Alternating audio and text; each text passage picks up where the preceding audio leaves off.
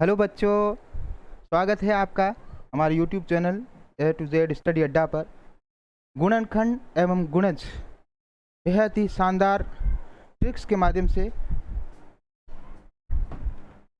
आपको बताया जाएगा, तो आप जुड़े रहें हमारे साथ अंत तक। और इसमें तार्किकता के साथ शॉर्ट ट्रिक्स के माध्यम से लास्ट तक जुड़े रहेंगे तो आपको बेहतर से बेहतर सीखने को मिलेगा।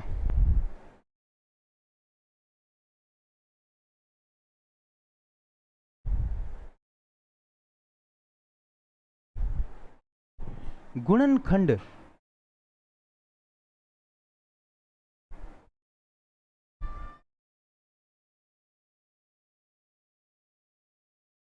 गुणनखंड को देखें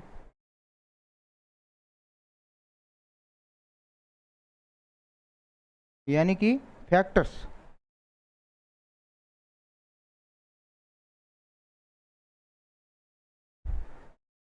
जैसे कोई संख्या अपन ले लेते हैं, मान लो 6 ले ली। अब मैं बोलूँ इसके गुणनखंड करिए, टुकड़े करिए, यानी इसमें किस किस का भाग जाएगा।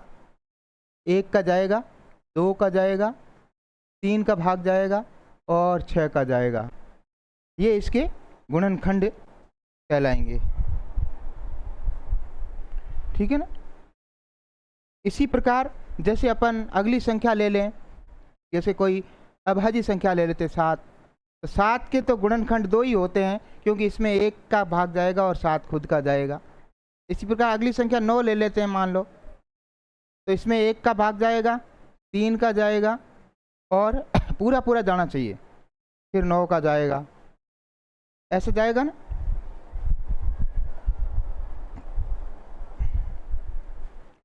उसके बाद कोई भी संख्या आप मान लो, उसमें उसका भाग जाना चाहिए, वही उसके गुणनखंड।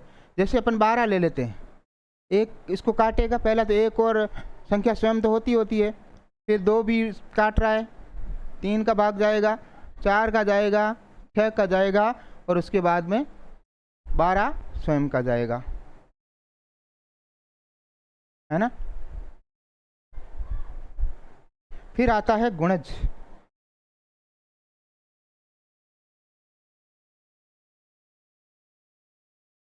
गुणज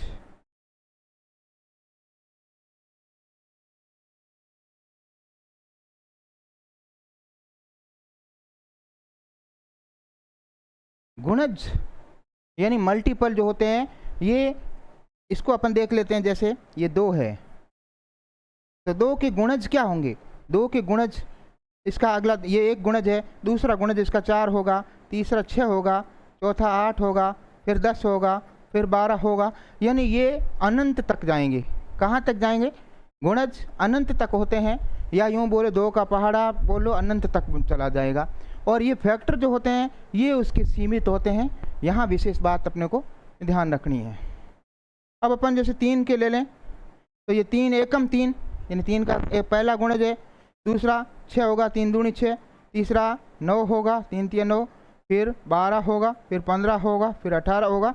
इस प्रकार से ये भी इनफाइनाइट तक जाएंगे।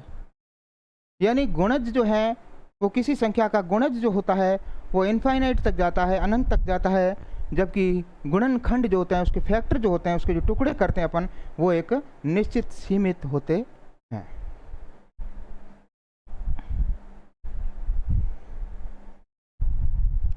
क्वेश्चन 1 है, 12 के सभी गुणनखंडों की संख्या कितनी है। 12 के सभी गुणनखंड अपन ने अभी बताया है।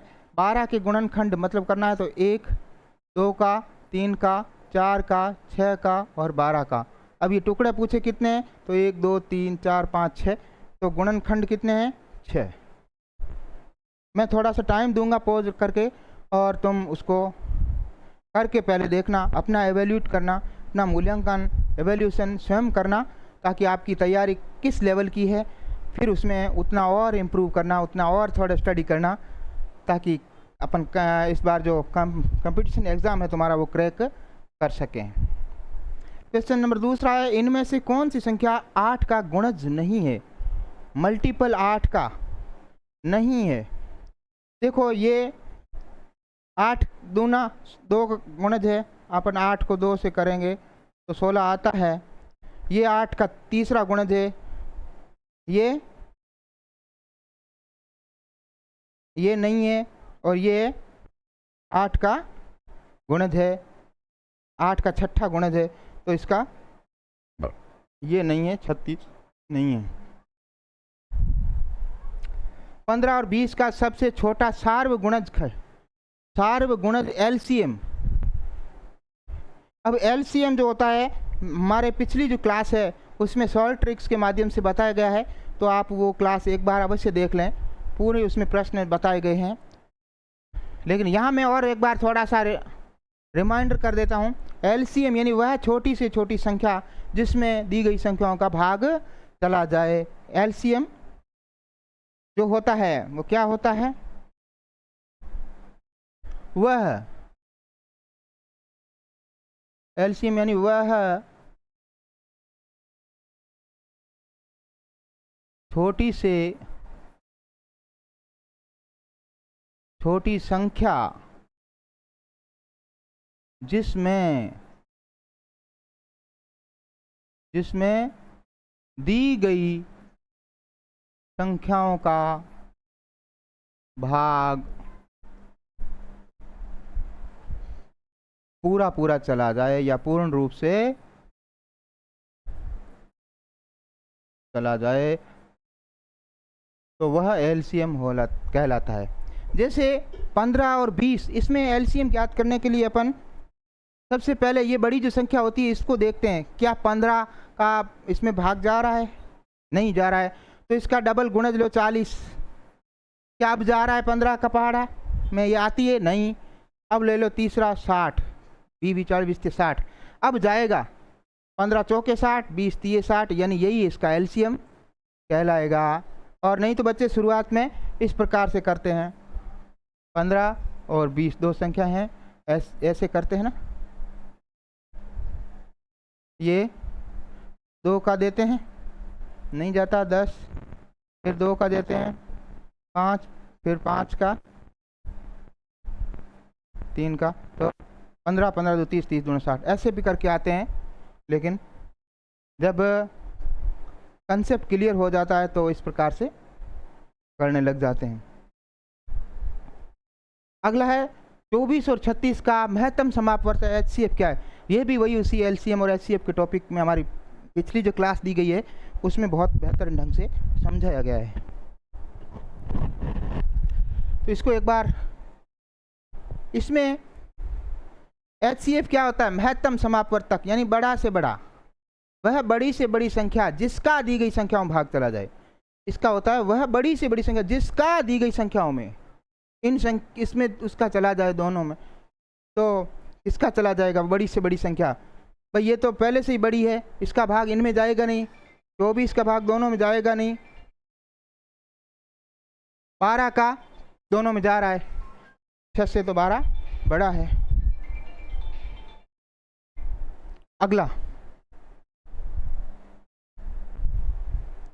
अगला प्रश्न है, पहली 3 अभाज्य संख्याओं का योग बताइए। प्राइम नंबर फर्स्ट 3, तो योग फर्स्ट 3 का है 2 3 5, यही है ना संख्याएं, 8 2 10, योग 10। इजी सवाल लगने लगेंगे जब आप इसको समझ जाओगे पूर्ण रूप से। 18 का सही अभाज्य गुणनखंड क्या है, 18 के गुणनखंड क्या है सही अभाज्य विधि से। तो ये तो अभाज्य है ही नहीं, 9 है ही नहीं, भाज्य है। 6 भी अभाज्य नहीं है। यहाँ देखते हैं, ये 3 दूनी 6 दूनी 12 हो रहा है, अब 3 3 9 दूनी 18, तो ये ऑप्शन जो है वो बी ऑप्शन करेक्ट बैठेगा। एक संख्या जो 2 और 3 दोनों से पूर्णतः विभाज्य है वह हमेशा किससे विभाज्य होगी। एक संख्या जो 2 और 3 से पूर्णतः विभाज्य है वह हमेशा किस संख्या से विभाज्य होगी। इसका आप करिए एक बार। भाई 2 और 3 से जो विभाज्य है दोनों अभाज्य हैं तो दोनों का गुणन कर लो 6 और वो हम 6 से ही विभाज्य होगी। निम्नलिखित में से कौन सा सह अभाज्य को प्राइम संख्याओं का युग्म है? सह अभाज्य संख्याएं यानी सह अभाज्य संख्याएं क्या होती है? जिनका प्राइम, जिनका HCF 1 हो, क्या हो? HCF 1 हो, उन्हें क्या कहते हैं? उन्हें सह अभाज्य या को प्राइम नंबर कहते हैं। जिनका महत्तम समापवर्तक 1 हो उन्हें, अब HCF ज्ञात करने के लिए कोई उसको तीसरी संख्या नहीं काटनी चाहिए। जैसे इसमें 14 को 1 और 14 खुद काट रहा है, लेकिन 7 इसको काट रहा है तीसरा, और इसको भी काट रहा है, यानी तीसरा गुणन खंड हो गया, ये नहीं होगा। HCF 1 वही होता है जिनमें 18, 35 देख लो, इसमें ऐसी संख्या जो इन खुद और 1 के अलावा कोई काट रही हो, काट रही है क्या? इसको देख लो, इसमें 1 और 15 तो है ही है, लेकिन 5 दोनों को काट रहा है। इसमें 11 दोनों को काट रहा है, और उसमें कोई ऐसी संख्या नहीं है। तो अपन HCF निकालने की विधि मैंने बताया है, बड़ी संख्या में छोटी संख्या का भाग देख के देख लो। तो बड़ी संख्या 35 में 18 का भाग देंगे, 18 एकम 18, पीछे कितने बचे? 15, 8 के साथ 17। अब ये वापस यहाँ आ जाकर भाजी बन जाता है, 17 एकम 17 1। अब ये वापस यहाँ 17 भाज्य होगा, 1 17 17 बार जाएगा, यानी ये 1 यहाँ बच गया, तो ये HCF होता है। तो इस हिसाब से अपना राइट आंसर B बैठना चाहिए। अगला प्रश्न है, 50 से छोटी सबसे बड़ी अभाज्य संख्या कौन सी है? अभाज्य संख्याएं जो हैं वो ध्यान होनी चाहिए बच्चों को। 50 से छोटी अभाज्य संख्या यानी किसी के पहाड़े में नहीं आए, तो 49 तो ये 7 के पहाड़े में आता नहीं है, 41, 43, 47 ये तीनों हैं, तीनों ही अभाज्य हैं। तो 50 से छोटी, 50 छोटी यही है, ये तो और ज़्यादा छोटी हो गई 47। अगला है संख्या 1 क्या है? अभाज्य संख्या, भाज्य संख्या, न अभाज्य, न अभाज्य या सम संख्या है? क्या है? सम तो है नहीं, ये अभाज्य संख्या भी नहीं है, भाज्य भी नहीं है, तो ये ऑप्शन ये होगा, न अभाज्य न भाज्य। 2 क्रमिक सम संख्याओं का HCF क्या होगा? 2 क्रमिक लगातार सम संख्याओं का HCF 1 होगा।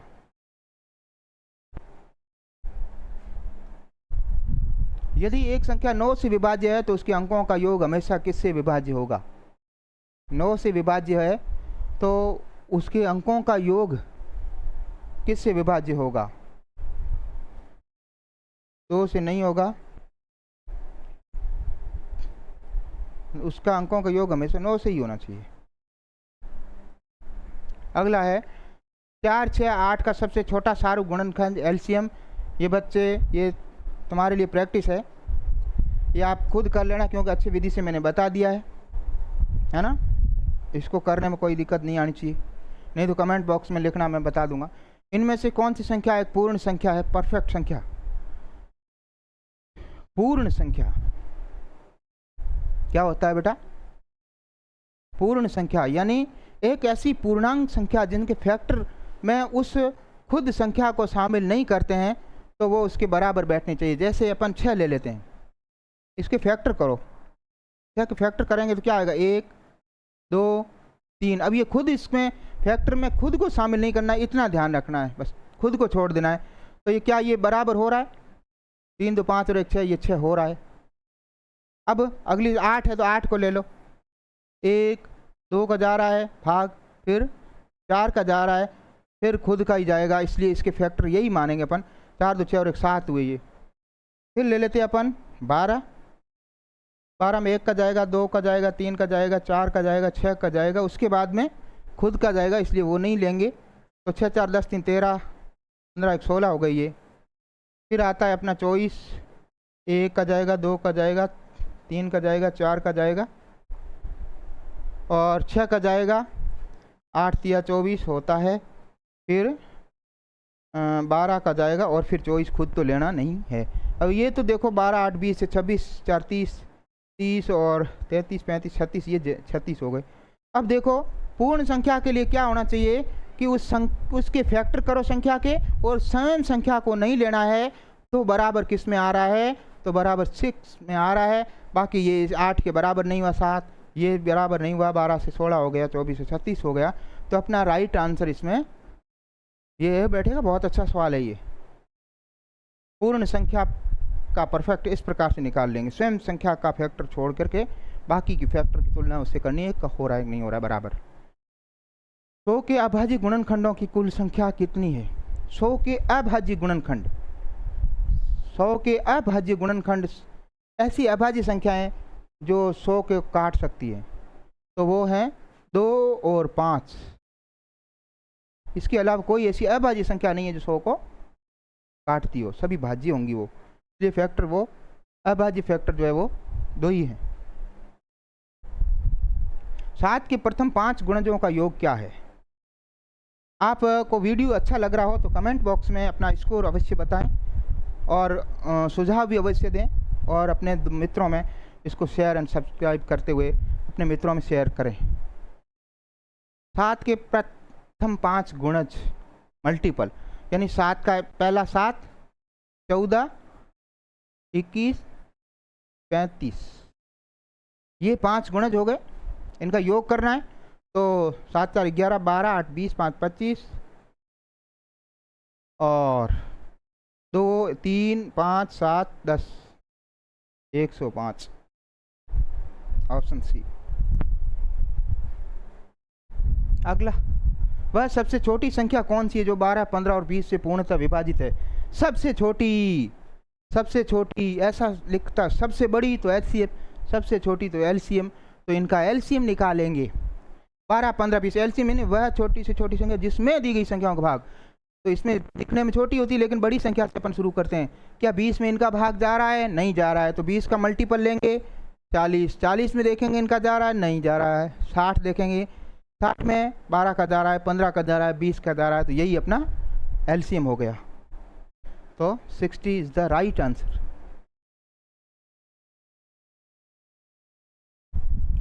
दो सह अभाज्य संख्याओं का एचसीएफ क्या होता है? सह को प्राइम का एचसीएफ 1 होता है। ये पिछले अपन प्रश्न में समझा के आज है। अगला, यदि दो संख्याओं का एचसीएफ 5 और उनका एलसीएम 30 है, तो एक संख्या 10 है, तो दूसरी संख्या क्या होगी? ऐसा प्रश्न आ जाए तो क्या करेंगे? एचसीएफ दिया है या एलसीएम दिया हो, एक संख्या दी हो या दोनों संख्याएं दी हो और एलसीएम दिया हो, एचसीएफ पूछे, तो क्या करेंगे? तो इसका सूत्र होता है, ये सूत्र बेस्ट निकलेगा, ये याद रख लेना बच्चे। सूत्र होता है एलसीएम इंटू एचसीएफ बराबर पहली संख्या इंटू दूसरी संख्या, यानी बराबर तुलना करनी है इसकी। तो क्या बोला? यदि दो संख्याओं का एचसीएफ के नीचे 5 और एलसीएम के नीचे 30 रख दो, और एक संख्या 10 दिए, दूसरी संख्या क्या होगी? एक संख्या 10 दिए तो दूसरी संख्या ज्ञात कर लो। अब बराबर के इधर होगा तो अब वो नीचे आ जाता है यहाँ, ठीक है, तो दूसरी संख्या निकल जाएगी। 3 5 से 15, 15 संख्या वो होगी। अगला 20वां प्रश्न जो है 30 के सभी गुणनखंडों का योग है। अभी 30 के सभी गुणनखंड करिए आप। 30 में मैंने बताया है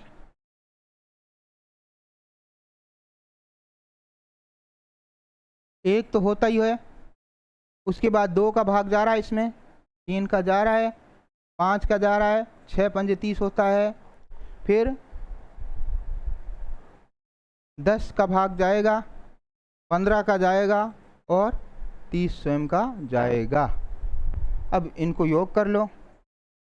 30 और 15 कितने होते हैं? 45, 10 55, 55 और 61, 5 66, 71 और 1 ये 72। तो इस प्रकार से हमने थ्योरी के साथ आज 20 बहुत ही महत्वपूर्ण प्रश्न आपके सामने रखे गुणनखंड एवं गुणज के। निरंतर आप हमारे वीडियोस को देखें। अगली क्लास में एक बेहतर कंटेंट के साथ उपस्थित होंगे। तब तक थैंक यू। जय हिंद।